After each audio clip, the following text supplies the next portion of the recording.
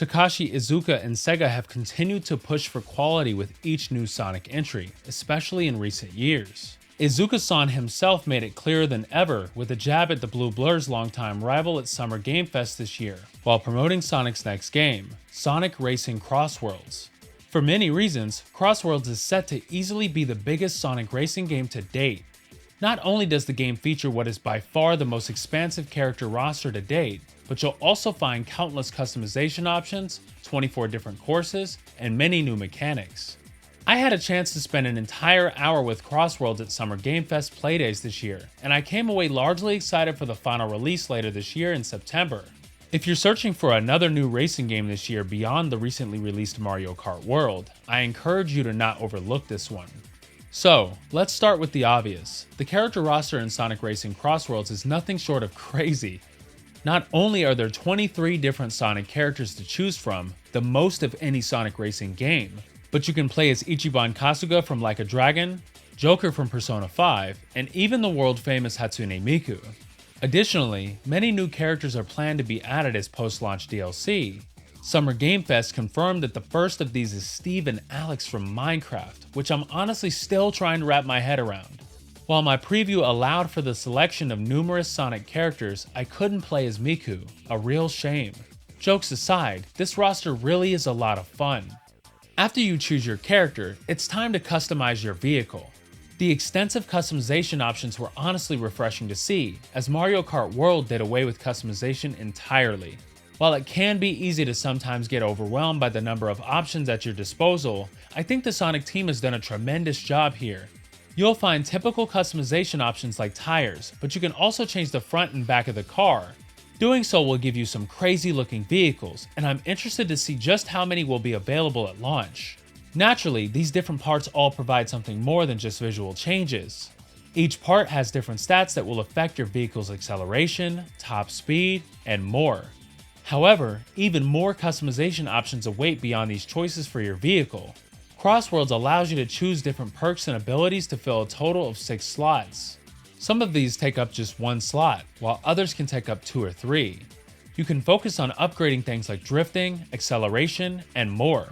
I think this opens the door for a lot of experimentation, which only extends the life of the game for players.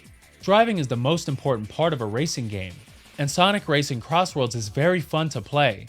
At first, I felt the vehicles were all a bit heavier than other kart racing games, but that feeling quickly subsided once I got used to the feel of the game. This is a fast-paced game that has some surprising depth with the available customization.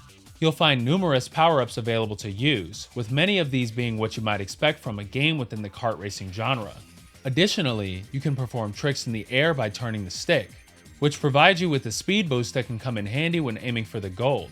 Races will have you driving on the ground, flying through the air, racing on waves, and more. CrossWorlds knows how to keep you engaged, that's for sure.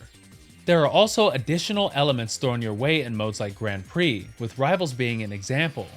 This is essentially a character that the game pits you closely against inside the races, and it feels like this character is a little smarter than other NPCs. You'll exchange voice lines with your rival each time you pass each other and at the end of a round. While it isn't anything monumental, I think it adds some competitive nature to single-player races. During my time with Sonic Racing CrossWorlds, I had the opportunity to check out 3 entire Grand Prix routes, with each containing 4 races. CrossWorlds has a huge new feature that occurs mid-race, where the player in first gets to choose which world to enter through a ring. While you may start on one track, the second lap takes place in an entirely different world, with players returning to the original track for the final lap. This gameplay loop makes for a fun and chaotic visual experience, where the environment around you is constantly changing. Across the numerous tracks I got to race on, I found myself engaged and interested in what the Sonic team put together. The gimmick of switching between tracks each race was really fun, offering a challenge as I never knew what to expect. The choice of what comes next is left to first place and that player alone. You drive over either the left or right side to choose.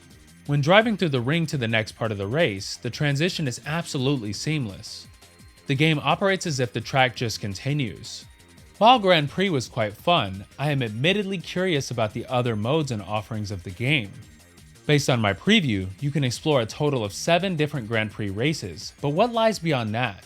As of now, world matches, race park, and time trials have been confirmed, but the contents of these modes have not been extensively detailed. I walked into my appointment for Sonic Racing CrossWorlds expecting just another Sonic racing game that had some good elements but didn't quite meet the mark. I could not be happier to have been proven wrong. This feels like a game that will surprise a lot of people and carve out a space in the ginormous kart racing scene later this fall. CrossWorlds has a lot of potential, it's just going to be up to SEGA on how to engage players for the long run. If the company continues to release exciting and surprising guest characters alongside new tracks, I believe CrossWorlds will remain a celebration of SEGA that shines for years to come.